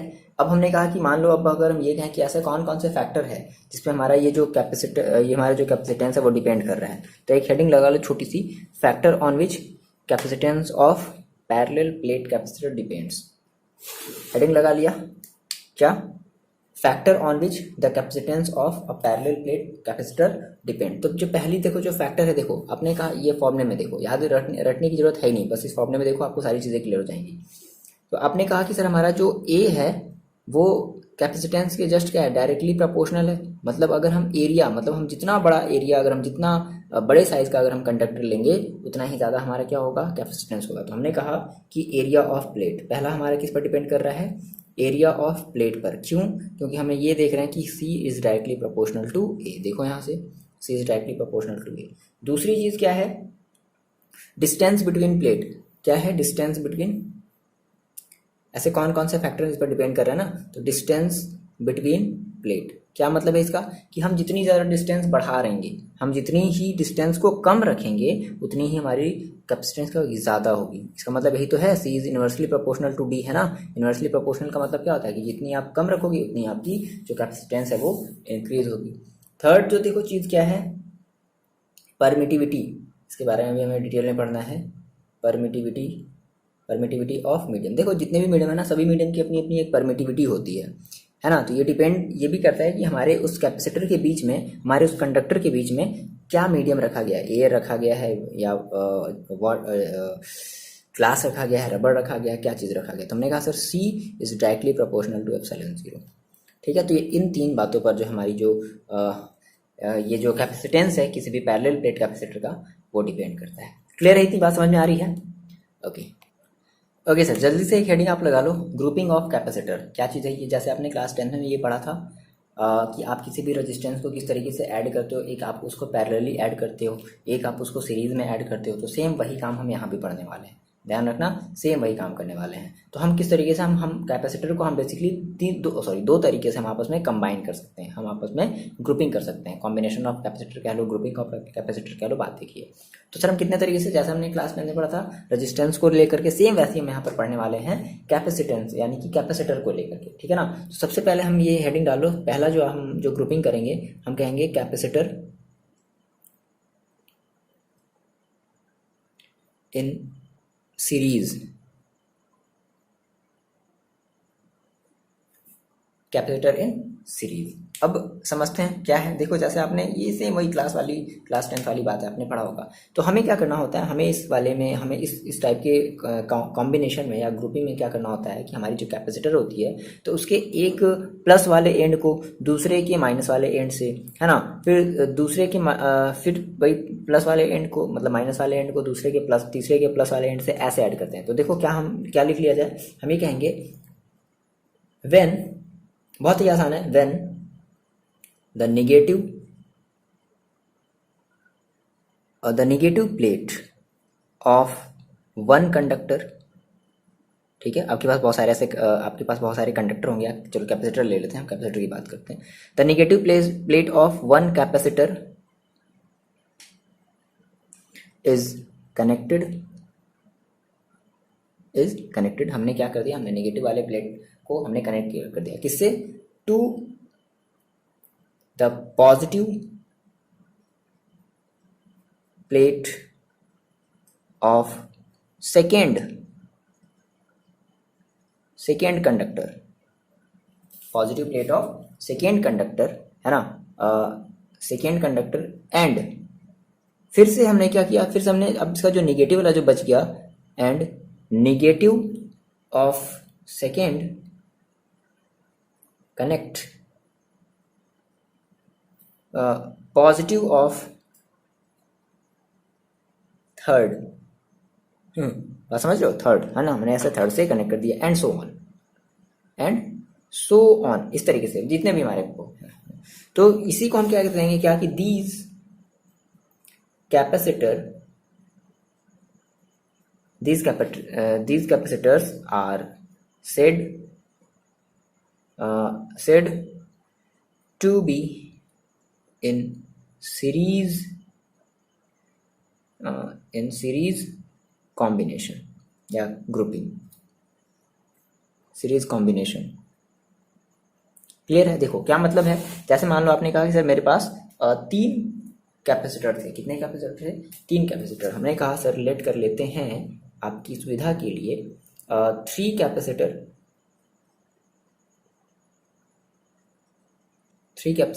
C1, C2 एंड C3, ये मेरे पास 3 कैपेसिटर हैं, ठीक है ना। तो क्या करना है, देखो बेसिकली कैपेसिटर का मैंने आपको सिंबल बताया था कि कैपेसिटर का सिंबल क्या होता है, ये हमारा ये कैपेसिटर है, ठीक है। इधर क्या होता है, इधर की तरफ होता है प्लस और इधर की तरफ होता है माइनस, होता है ना, इस वाले प्लेट पर प्लस होगा, एक वाले प्लेट पर माइनस होगा। अब हमने क्या किया, हमने इस कैपेसिटर को हमने क्या किया, हमने किसी दूसरे कैपेसिटर से ऐड कर दिया, कैसे, ये हमारे पास एक दूसरा कैपेसिटर है, अब इस माइनस वाले प्लेट को हमने किससे ऐड किया, फिर हमने इसको प्लस वाले प्लेट से ऐड किया, और इधर माइनस वाला प्लेट, फिर से हमने क्या किया, फिर से हमने इसको किसी तीसरे कैपेसिटर के साथ ऐड कर दिया, ठीक है, तीसरे कैपेसिटर के साथ हमने इसको ऐड कर दिया, इसके माइनस वाले एंड को प्लस वाले से, और इसके एंड सो ऑन, ये ऐसे ही चलता रहेगा, चाहे जितने भी आपके हों, ठीक है। हम इसको क्या कर लें, फिर हम इसको किसी एक बैटरी से कनेक्ट कर लें, तो ये जो इस तरीके का आपका जो कॉम्बिनेशन बना, इसी को हम कहेंगे कैपेसिटर इन सीरीज। क्लियर है? अब देखो अगर ये सीरीज में है ना, मान लो आपने कहा मेरे पास यहाँ पर एक V वोल्ट की बैटरी थी, अगर ये सीरीज में है तो क्या होगा कि इनके जो वोल्टेज जो होंगे, है ना, जो वोल्टेज होंगे इन कैपेसिटर की, जो वोल्टेज या फिर जो पोटेंशियल डिफरेंस होगी इन अलग अलग कैपेसिटर की, वो अलग अलग होगी, सीरीज में अलग अलग हो जाती है ना। ये मान लो इसकी जो वोल्टेज होगी वो V1 रहेगी, ठीक है, इसकी मान लो है वो V2 रहेगी, है ना, और इसकी जो वोल्टेज है वो मान लो V3 रहेगी। अच्छा, ओवरऑल हमारा वोल्टेज कितना होगा, टोटल V का बहुत ही आसान है, तो ओवरऑल हमारा वोल्टेज कितना होगा, हमने कहा सर हमारा जो V है, टोटल V है वो हमारा कितना होगा, ओवरऑल हमारा V होगा। अच्छा अब देखो, अगर हम ये कहें कि अब इसमें अगर हम वोल्टेज अगर V1 एग्जैक्टली अगर हम निकालना चाहते हैं तो कितना हो जाएगा, तो हमने कहा the potential difference across capacitor, तो देखो सर कितनी हो जाएगी, हमने कहा V1 इज इक्वल टू कितना हो जाएगा, Q अपॉन C1, बोलो ये फॉर्मूला होता है, ये तो फॉर्मूला आप जानते हो, V is equal to Q upon C से, है ना, तो C1, ये मान लो हमारा C1 है, ये हमारी C2 है और ये हमारी C3 है। अच्छा V2 इज इक्वल टू कितना हो जाएगा, तो क्या कहोगे आप, Q upon C2, V3 is equal to कितना हो जाएगा, Q अपॉन C3, बोलो यहाँ तक कोई प्रॉब्लम है, Q अपॉन C3। अच्छा हमारा जो टोटल पोटेंशियल होगा वो कितना होगा, हमने कहा सर टोटल पोटेंशियल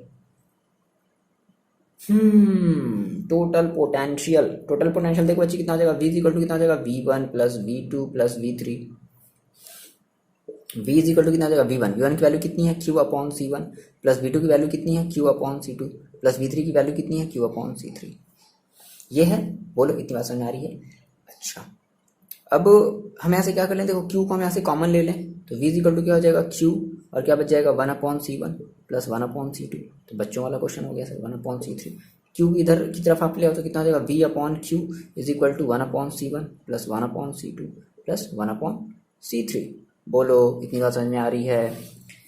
आ रही है सर, इतनी बात तो समझ में आ रही है, तो सब बच्चों वाला काम है, यहाँ तक कोई प्रॉब्लम मेरे को नहीं है। आप ऐसा कह रहे हो ना, ऐसा होना भी चाहिए। ओके अच्छा, अब देखो जैसा हमें पता है कि अगर हम ये कहते हैं कि इस हमारी ये जो V/Q है, इस V/Q को देखो हम क्या लिखेंगे, 1/C लिखेंगे भाई।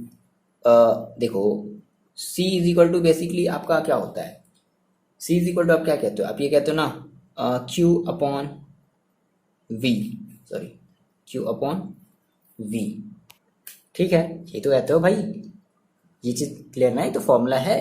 अच्छा, तो इस V/Q की जगह देखो हम क्या कर सकते हैं, V/Q की जगह, तो इसको अगर आप ऊपर, मतलब इसको आप ऊपर ले जा रहे हो, इससे आप नीचे ले आ रहे हो, तो क्या इसके भी अपॉन में कुछ नहीं, तो इसको ऊपर नीचे ले जा सकते हैं। तो हमने कहा कि अगर हम सिर्फ V/Q करें तो हमें से फिर हम 1/C करना पड़ेगा। तो यहाँ पे V/Q है तो हम क्या कर देंगे 1/C। तो हम यहाँ पे ये एक बात बता दें क्या, कि हमारी जो V/Q है यही हमारा है इक्विवेलेंट। अब ये सर इक्विवेलेंट क्या होता है बता दीजिए। ओके बताते हैं, बात समझो मेरी पहले। इक्विवेलेंट कैपेसिटेंस, ठीक है, और इसकी वैल्यू हम क्या रखेंगे 1/CS। देखो CS क्यों ले रहे हैं, बेसिकली C होना चाहिए बस, बट CS क्यों ले रहे हैं, क्योंकि हमारी ये सीरीज में है तो CS ले लिया, और अगर हमारा ये अगर पैरेलल में होगा तो हम CP ले लेंगे। क्लियर है? अच्छा, अब सर ये इक्विवेलेंट कैपेसिटेंस देखो क्या होता है, कुछ नहीं होता है बच्चे। देखो हमें क्या करना है कि हमें इन तीनों कैपेसिटर को हटाना है, और इन कैपेसिटर की जगह हमें कोई एक कैपेसिटर लगाना है जिसकी वैल्यू वो इन तीनों कैपेसिटर के जो भी कह लो कि इसके इक्विवेलेंट हो। दैट इज हम इसको कहते हैं इक्विवेलेंट। इक्विवेलेंट मतलब उसके इक्वल। हमें केवल यहाँ पर हमें इन तीनों कैपेसिटर को हटा दें। हम ऐसा कौन सा कैपेसिटर, हम ऐसे कितने कैपेसिटर की हम ऐसा समझ लो कि हम ऐसा कौन सा कैपेसिटर यहाँ पर रख लें कि जिससे हमारे उस जो कैपेसिटर की जो वैल्यू हो वो इन तीनों कैपेसिटर के इक्विवेलेंट हो, है ना। तो इसी को हम कहते हैं इक्विवेलेंट। तो यही हमारी जो CS की वैल्यू आएगी वही हमारी होगी कि अगर हम तीनों को हटा करके हम इस CS वाले रख दें। तो अब एग्जैक्टली ये CS होगा कितना, तो देखो हमने कहा सर इसकी जगह हम रख देते हैं, इसकी जगह हम डायरेक्टली क्या रख देते हैं 1/CS is equal to 1/C1 plus 1/C2 plus 1/C3। ये आपका फाइनल इक्विवेलेंट कैपेसिटेंस हो जाएगा, है ना। जब आपने कैपेसिटर को कैसे ऐड किया है, आपने जब उन सभी को सीरीज में कंबाइन किया है, देन इस केस में आपका ये निकलेगा। साहब सिंपली आप इसको सॉल्व कर लोगे, फिर इसको ऊपर भेज दोगे तो ये आपका क्या निकल जाएगा, आपका इक्विवेलेंट कैपेसिटेंस निकल जाएगा। क्लियर है इतनी बात? तो यहाँ से बता दो कि क्या हो जाएगा एग्जैक्टली। तो आपने कहा ये कि hence equivalent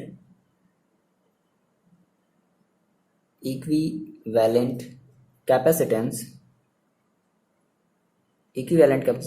in series is equal to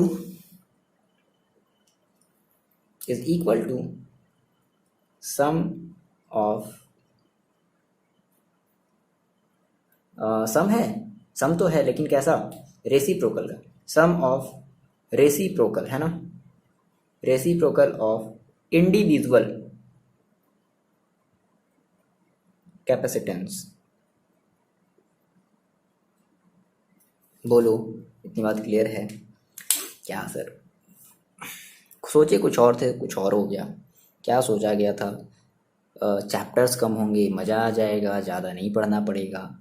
सोचा कुछ और था, कुछ और हो गया। कोई बात नहीं बच्चे, ऐसा ही होता है। सोचोगे कुछ और होगा कुछ और, ठीक है। कोई मतलब नहीं है उन टॉपिक को कम करने का। जब तक चैप्टर नहीं कम करता ना तब तक हाँ हमें भी खुशी होती है अगर चैप्टर कम होते तो, बट चैप्टर ही नहीं कम किया, टॉपिक कम करके क्या फ़ायदा।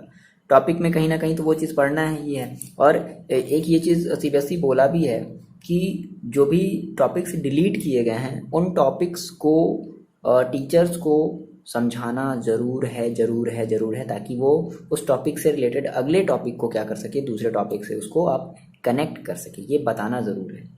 और एग्ज़ाम में भी दे देगा भाई। मान लो आपने कहा कि आपने एक टॉपिक हटा दिया, यार कौन सा टॉपिक आप हटाओगे? अगर एक चैप्टर हटाता तो एक बात भी थी। आपने टॉपिक हटाया है हैं, अब जैसे मान लो आपको अब इलेक्ट्रिक फील्ड का ही मान लो कॉन्सेप्ट वो हटा दिया, तो यार जब तक इलेक्ट्रिक फील्ड का कॉन्सेप्ट नहीं क्लियर करोगे तो आप ये सब सारी चीज़ें कैसे कर लोगे? आ रही मेरी बात समझ में? कोई मतलब नहीं है टॉपिक हटाने का। हाँ, अलग बात है, साफ साफ वो कहा गया है कि जिस भी टॉपिक को हटाया गया है उस टॉपिक से रिलेटेड क्वेश्चन आएंगे ही नहीं, क्वेश्चन एग्जाम में आपके फाइनल एंड जो भी आपका ईयर एंड एग्जाम होगा उसमें नहीं आएंगे क्वेश्चन। सही है, लेकिन कॉन्सेप्ट तो पढ़ना पड़ेगा, चीज़ों को तो जानना ही पड़ेगा, ठीक है ना। और इसके लिए नहीं बच्चे, तो आप जो भी आप अपनी जो प्रिपरेशन कर रहे हो नीट के लिए, जेई के लिए, उसके लिए तो आप पढ़ोगे ना, ठीक है ना। अब उसमें तो आप ये चीज़ नहीं देखोगे ना कि कौन सा टॉपिक हटाया गया है, ठीक है। तो आप मेरे साथ बस पढ़ते चलो, आप अपना बेस एकदम स्ट्रांग करते चलो। बेस अगर आपकी स्ट्रांग होगी ना तो बस कुछ नहीं, फिर आपको एडवांस लेवल का भी समझने में ज़्यादा लेट नहीं लगेगा। हाँ, लेकिन जब बेस ही नहीं पढ़ोगे, जब बेस ही जब स्ट्रांग नहीं है तो फिर कहेगा फिर एडवांस। ठीक है, इतनी बातें समझ में आ गई, लिख लो। अच्छा, एक बात यहाँ से और समझना, क्या कि देखो, अगर हम बोले कि क्या सी एस की जो हमारी वैल्यू होगी, क्या वो C1 से बड़ी होगी? नहीं। क्या वो C2 से बड़ी होगी? नहीं। क्या वो C3? नहीं, हमेशा छोटी होगी। तो हमारी जो सी एस होगी वो ऑलवेज लेस होगी, किससे? C1 से भी छोटी होगी, C2 से भी छोटी होगी एंड C3 से भी छोटी होगी, हमेशा छोटी होगी ना, क्योंकि 1 में करके आ रहा है तो हमेशा क्या होगी? छोटी होगी, है ना। C1 इससे बड़ी होगी, C2 भी बड़ी होगी और C3 की भी इक्विवेलेंट जो होगी वो, मतलब C3 भी इक्विवेलेंट से क्या होगा? अपने बड़ा होगा, इसकी वैल्यू सबसे छोटी आएगी, ठीक है। तो ये होता है इक्विवेलेंट का मतलब। अब हम क्या करेंगे कि हम इन तीनों कैपेसिटर को हटा करके हम एक CS का लगा देंगे और हमारा ये बेसिकली हम कैसे निकालेंगे, इनको सॉल्व करके हम आपस में निकाल सकते हैं। ये कर लिया। एक लास्ट जल्दी से देखते हैं, कैपेसिटर इन पैरेलल, हेडिंग लगा लो। ओके बच्चे, हेडिंग लगा लिया, कैपेसिटर इन पैरेलल। देखो पता है, कुछ बच्चे तो जब देखे होंगे ना, कैसे कुछ ऐसे देखे होंगे कि चैप्टर 1 जब ये खोले होंगे, जब पेज जब खोले होंगे कि डिलीटेड समथिंग ऐसे कुछ टॉपिक करके, वो नहीं पढ़े होंगे, बस उनको बस मतलब किससे रहा होगा कि अच्छा देखिए क्या चीज़ डिलीट किया गया, कौन सा चैप्टर, ऐसे देखे होंगे चैप्टर 1 और यहाँ पर कुछ लिखा गया होगा समथिंग कि ये टॉपिक हटा दिया गया। तो जैसे ही कुछ बच्चे देखे होंगे ना, ओ माय गॉड चैप्टर 1 हटा दिया गया, लेकिन जब बाद में पता चला होगा तो दिल के अरमा आंसू में बह गए होंगे। कोई बात नहीं, होता है, ठीक है, ठीक है, नो प्रॉब्लम, नो प्रॉब्लम। चलो कोई दिक्कत नहीं है, आपको सारे कॉन्सेप्ट हम आपका क्लियर करवाएंगे और समय से पहले आपका जो सिलेबस है वो हम खत्म करवाएंगे, ठीक है। देखो, अब कैपेसिटर इन पैरेलल क्या बोलता है? बहुत ही आसान है, ये बोलता है कि आपके पास मान लो कोई भी 3 कैपेसिटर है,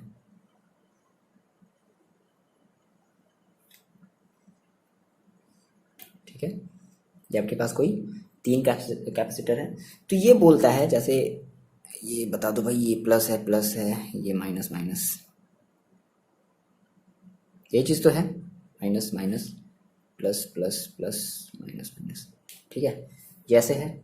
तो देखो क्या बोलता है इस पैरेलल कॉम्बिनेशन वाले में, ये क्या बोलता है कि अगर हम क्या करें, अगर हम जितने भी हमारे मान लो कैपेसिटर हैं, उन सारे के सारे कैपेसिटर के पॉजिटिव, ध्यान से मेरी बात सुनना, उन सारे के सारे कैपेसिटर के पॉजिटिव प्लेट को, है ना, पॉजिटिव प्लेट को हम क्या कर दें, किसी एक पॉइंट से कनेक्ट कर दें। ये कर दिया, ये कर दिया, ये कर दिया, ठीक है। और जितने भी हमारे कैपेसिटर हैं, उन कैपेसिटर के निगेटिव पॉइंट्स को हम किसी एक पॉइंट से कनेक्ट कर दें। ये कर दिया, ये कर दिया, ये कर दिया। तो इस टाइप का जो हमारा कॉम्बिनेशन बनता है, इसे हम कहते हैं पैरेलल कॉम्बिनेशन ऑफ कैपेसिटर। बोलो आसान है? कुछ नहीं है भाई, बहुत आसान है। बैटरी लगा लो यहाँ पर एक, क्लियर है? निकलो निकलो, गम से बाहर निकलो। ठीक है, हो गया, जो होना था हो गया, वो सिलेबस की बातें हो गई। शायद आप इस वीडियो को बहुत बाद में देख रहे होगे, तो आपको तो ये भूल भी गए होगे, शायद हम आपकी बातों को याद दिलवा दी। कोई बात नहीं, ये आपकी गलती कि आप बाद में देख रहे हो, है ना। ओके, तो हमने सर ये कहा, ठीक है। अब मान लो हमने कहा सर ये हमारा कैपेसिटर C1 था और ये C2 था, ये C3 था। देखो आपको पता है कि अगर हमारी ये कैपेसिटर, अगर ये पैरेलल, ये हमारा पैरेलल कॉम्बिनेशन है, तो इसमें हमारी जो वोल्टेज होगी सब में वो क्या होगी? सेम होगी ना, ठीक है। जितनी वोल्टेज इसमें होगी सेम उतनी ही वोल्टेज इसमें होगी, सेम उतनी ही वोल्टेज इसमें होगी। हमने कहा कि मान, है ना। अच्छा, लेकिन जो चार्जेस होंगे वो अलग अलग स्टोर होंगे, इसमें कुछ और चार्ज होगा, इसमें कुछ और चार्ज होगा, इसमें कुछ और होगा। देखो ध्यान समझना, पिछले वाले में हमने चार्ज के बेसिस पे हमने प्रूव किया था, सॉरी हमने वोल्टेज के बेसिस पे प्रूव किया था, और इस वाले में हम चार्ज के बेसिस पे प्रूव करेंगे, ठीक है। हमने कहा सर इसमें चार्ज कुछ और है, इसमें चार्ज कुछ और है, इसमें चार्ज कुछ और है, तो हमने कहा कि total charge stored in the capacitor, total charge की अगर हम बात करें तो मान लो हमने कहा कि इसमें हमारा Q1 था, इसमें हमारा Q2 था और इसमें हमारा Q3 था, तो कितना हो गया total charge? So Q is equal to कितना हो जाएगा? Q1 plus Q2 plus Q3। Okay, तो अब देखो हमें Q का मतलब पता है, तो हम क्या कर देंगे? Q1 इज इक्वल हम क्या कर सकते हैं? हम C1 भी कर सकते हैं। बोलो बोलो बोलो बोलो बोलो, C1 भी कर सकते हैं। इसकी भी है, इसकी भी है, इसकी भी है, सबकी भी है, पैरेलल में है क्योंकि। तो इसका कितना हो जाएगा? C2V, इसका कितना हो जाएगा? C3V। ठीक है, अब यहाँ से V को कॉमन ले लो तो क्या बचेगा? Q is equal to V, और ये क्या बच जाएगा आपके पास? Minute, C1 plus C2 plus C3। बोलो, ये हो जाएगा। अब जैसे ही, हाँ वीडियो बहुत बड़ा हो गया है, कोई बात नहीं। Q upon V is equal to कितना हो जाएगा? C1 plus C2 plus C3 हो जाएगा। बोलो, इतनी बात सही है? अब देखो, अब हम इस Q अपॉन V को हम क्या कहेंगे? इस हमारा ये जो Q अपॉन V है, ये हमारा क्या होगा? इक्विवेलेंट कैपेसिटेंस को हम कहेंगे CP। और सही बात है, Q upon V is equal to क्या होता है? As we know, Q upon V is equal to C, यही तो होता है। बोलो बोलो बोलो बोलो। ठीक है, तो कितना हो जाएगा? इसके जगह हम क्या रख लें? C और P, कितना रख लें? CP is equal to C1 plus C2 plus C3। अब इसके बेसिस पे हम लोग न्यूमेरिकल्स देखेंगे नेक्स्ट वीडियो में। क्लियर है? बात समझ में आ गई? बहुत ही आसान है। आप मेरे को कमेंट करके बताओगे सर आपको ये जो कॉन्सेप्ट है कैपेसिटर का जो भी कॉन्सेप्ट है पैरेलल वाला, या फिर ये जो सीरीज पैरेलल है, ये सब सारी चीज़ें आपको समझ में आ गई है ना? स्पेशली वो जो फर्स्ट वाला जो पार्ट था। कोई प्रॉब्लम है आप कमेंट करके बताओगे। ठीक है, मज़ा आया पढ़ने में? पढ़ते रहो, और हम इस चैप्टर को जल्दी ख़त्म कर देंगे। इसके लगभग एक दो दो दो दो अगर न्यूमेरिकल की अगर बात कर लें, न्यूमेरिकल को लेकर के, न्यूमेरिकल हैं थोड़े बहुत ज़्यादा, तो न्यूमेरिकल को लेकर के कम से कम 3 लेक्चर और बचे हुए हैं, है ना? बहुत ही जल्दी ख़त्म हो जाने वाले हैं। हम इसको लगभग 2 से 3 दिन के अंदर हम एक्स्ट्रा वीडियो हम अपलोड कर देंगे। आप उसको देख करके जल्दी से फिनिश कर दोगे, और इसके बाद हम लोग स्टार्ट करेंगे इलेक्ट्रिसिटी। ठीक है, और आप मैथ्स के भी वीडियो देखो। और मैथ्स के आप वीडियो नहीं देख रहे हो क्या? मैथ्स के वीडियो देखो, आप उसका फीडबैक दिया करो, आप उसका कमेंट बताया करो मेरे को कि हाँ आपको मैथ्स का जो वीडियो है वो कैसा लग रहा है। मैथ्स के भी वीडियो कंटिन्यूसली अपलोड हो रहे हैं। ठीक है, अभी हम लोग यूनिवर्स वाले में हैं, मैट्रिक्स में है, मैट्रिक्स वाले पोर्शन में है, तो आप देखो ज़रूर। ठीक है, और आप कमेंट करके बताया करो। ठीक है ना? चलो फिलहाल रखते हैं यहीं पर, और मिलते हैं आपसे नेक्स्ट वीडियो में। पढ़ाई करते रहो और अपना ख्याल रखो।